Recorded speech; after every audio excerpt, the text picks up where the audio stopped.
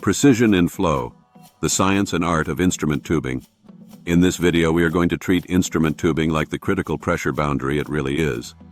Even though tubing looks small and simple, it often carries process pressure straight into your instruments and transmitters. That makes it part of the measurement system and part of the safety system. The goal here is to build a clean mental model for how instrument tubing works, how compression fittings seal, and how to install and route tubing so it stays leak-free in the real world. By the end, you should be able to look at a tubing run and immediately spot what is correct, what is risky, and what will fail later. The impulse line. The vital link instrument tube in this context is commonly called an impulse line, gauge line, or sensing line. Its job is to connect the process to the instrument without becoming the weak link. It helps to compare tube to pipe. Pipe is thick-walled, rigid, and often threaded. It is great for structural strength and large flows. Tubing is typically thinner-walled, more ductile, and designed to be bent and routed cleanly. It generally uses compression fittings instead of threads.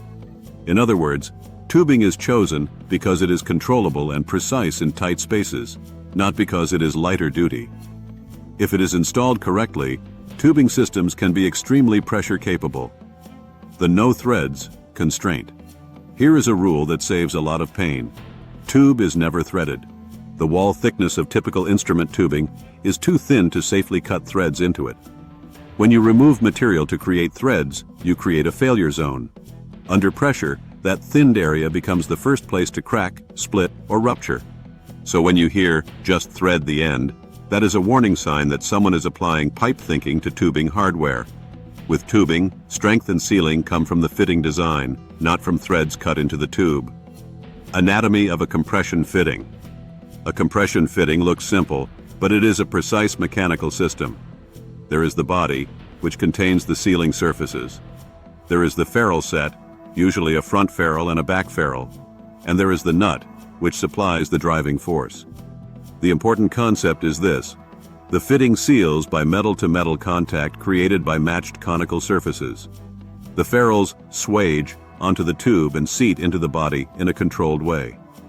Done correctly, the seal is strong and pressure tight without crushing or weakening the tube wall. The mechanics of swaging. Swaging is the controlled deformation that makes the fitting lock and seal. During tightening, the ferrules move forward and bite onto the tube. The front ferrule primarily creates the seal against pressure by seating into the body's cone. The back ferrule provides grip and support, helping the tube resist pull-out and vibration. This is why installation technique matters so much. You are not just tightening a nut. You are forming precision metal geometry that becomes the seal. The 1/1/4 turn rule. For most instrument tube fittings 1 inch and smaller, the standard initial makeup procedure is finger tight, then 1 1/4 turns. This is not arbitrary. It is designed to produce the correct amount of swaging so the ferrules seat properly. If you underturn, the ferrules do not fully seat and you get leaks. If you overturn, you can deform the ferrules and the tube in a way that ruins the sealing surfaces. This slide also highlights a critical warning about remaking connections. When a fitting has already been swagged, you do not apply another full 1 1/4 turns. A remake should be brought up snug only, because the swagging has already occurred. Verification, the no-go gap gauge. A gap gauge is a simple tool that prevents a common failure: under-tightening. After proper makeup, the gauge should not fit into the gap. If the gauge does fit, the fitting is under-tightened and the ferrules likely did not seat correctly. But there is an important limitation. The gap gauge can reveal under-tightening, but it cannot detect over-tightening. So the gauge is not a substitute for good technique. It is a safety net for one failure mode only. The danger of over-tightening. Over-tightening is the silent destroyer in tubing systems. When a fitting is over-tightened, the ferrules and tube deform beyond their intended geometry. The fitting may feel extra tight, but the sealing surfaces can be damaged or distorted. Once that happens, you cannot reliably form a robust steel again, even if you back it off and try to remake it. And because the gap gauge cannot catch over-tightening, your only defense is disciplined installation. Correct initial turns, correct feel, and no extra turns on a remake. Extreme pressure. Integrity. This slide is a reminder that properly installed compression fittings are extremely strong.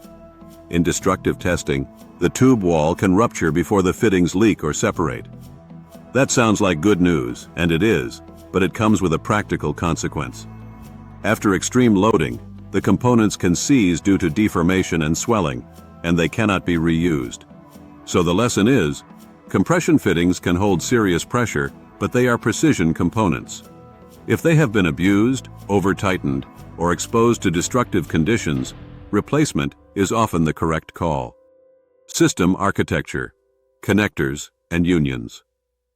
Now we move from single fittings to system building blocks. A connector is used to join tubing of different sizes or adapt between components. A union is often used to pass lines through panels or enclosures and provide a clean, serviceable connection point. Think of these as the structure parts of tubing architecture. They are not just for convenience. They make tubing systems maintainable, modular, and easier to troubleshoot. Direction and distribution. Elbows, T's, crosses, caps, and plugs. These fittings control routing and branching. Elbows create 90-degree or 45-degree changes in direction. T's split or combine flow paths. It matters whether you are talking about the run, which is in line, or the branch, which comes off the side. A cross joins four lines, which is powerful but also adds complexity and potential leak points. Caps seal tube ends, and plugs seal unused ports in a fitting body. The key mindset is that every additional fitting is also an additional potential leak point. Use fittings intentionally and route thoughtfully so the system stays simple and serviceable. The art of routing tube routing is where craftsmanship shows up. A clean tubing job is not just pretty, it is reliable. Excellence is defined by geometry and access. Geometry means smooth bends, consistent radii, and no kinks or flattening. Access means you can reach fittings for inspection, tightening checks, or replacement without disassembling half the system. A good routing job also respects the instrument. It avoids stressing transmitter ports, avoids using the instrument as a structural anchor, and avoids tight bends right at a fitting. Surviving vibration. Vibration destroys straight, rigid runs. A straight piece of tubing between a stationary object and a vibrating object will fatigue and crack because the tube is forced to flex at a tiny point repeatedly. The fix is to route for movement. Use a vibration loop or a purposeful offset so the tubing can flex over a larger radius instead of bending at one sharp stress point. Using a large pipe as a mandrel is a simple way to form a consistent loop radius. This is one of those lessons that feels optional until you see a cracked tube spraying a process line into a cabinet. Removing human error.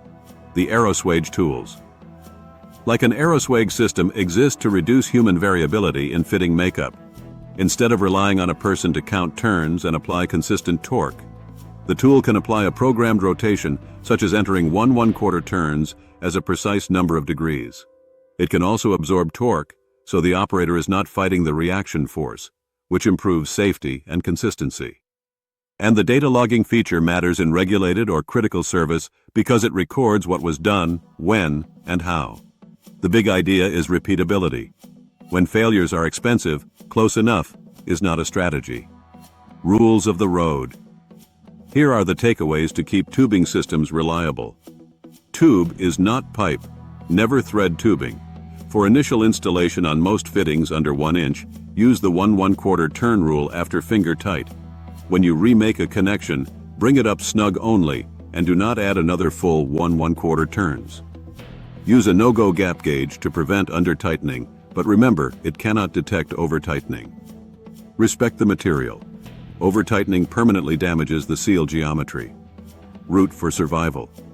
Use offsets for access and loops for vibration.